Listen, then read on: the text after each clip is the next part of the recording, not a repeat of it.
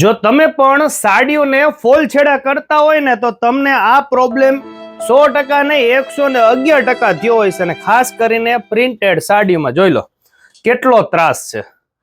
હવે ગરાગને છે ને તમારે આ પાલવનો ભાગ છે તમને દેખાડવું જોઈએ. અને પેલા ચોક પાડ દો કે આ મશીન સીવવાનું છે, એટલે કોઈ કોમેન્ટ ન કરતા ફોલ છેડાનું મશીન નથી. અમારી બીજી દુકાને ફોલ છેડા થાય છે, પરંતુ ફોલ છેડા કરતા હશે એને સૌથી વધારે જો તકલીફ પડતી હોય તો આ પ્રિન્ટેડ સાડીમાં પાલવ સીધો રાખવો કે છેડો સીધો રાખવો. હવે જોઈ લો આ ડિઝાઇન આપેલી છે પાલવની. હવે જો આ કાપી નાખો ને પૂછ્યા વગર તો ગરાગ એમ કે અમે ડિઝાઇન તમે કાપી નાખી. અને જો ડિઝાઇન ટુ ડિઝાઇન રાખો ને તો આટલો ત્રાસો થાય છેડો જોઈ લો. એટલે કા તમારી ડિઝાઇન સીધી રહે અને કા તમારો પાલવ સીધો રહે. પછી તકલીફ પડે બ્લાઉઝ પીસમાં. આ જોઈ લો આમાં એટલો ત્રાસ છે. આ તમને દેખાડો અહીંથી. આ જોઈ લો. હવે ટોટલ બ્લાઉઝ પીસ જો અહીંથી હું ગણું ને તો કેટલા સેન્ટીમીટરનો બ્લાઉઝ થયો? 74 સેન્ટીમીટરનો આ બ્લાઉઝ છે, બરોબર છે. હવે જો અત્યારે બધા એલ્બો સ્લીવના બ્લાઉઝ પહેરે છે.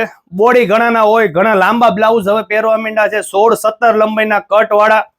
હવે ઈને છે ને આ બ્લાઉઝ પીસમાંથી બ્લાઉઝ નીકળે જ નહીં. એટલે કોઈ ફોલ છેડા વાળા ભાઈ કે બેન ઘરેથી કામ કરતા હોય એટલે અમને તો આ બ્લાઉઝ આપ્યું અમે તો કાપી નાખી. હવે આ કાપીને જયારે સીવડાવવા જાય ને એટલે છે ને ગરાક શું વાક કાઢે ખબર? ફોલ છેડા વાળાનો વાક કાઢે.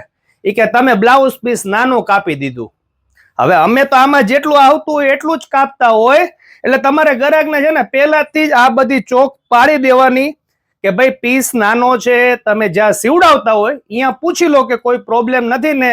મારું 65 સેન્ટીમીટર માંથી થઈ જશે. અને આ ડિઝાઇન સીધી રાખવી છે કે પાલવ સીધો રાખવો છે?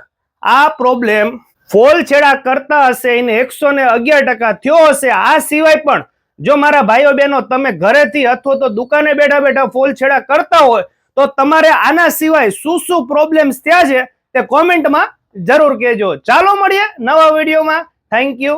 આભાર.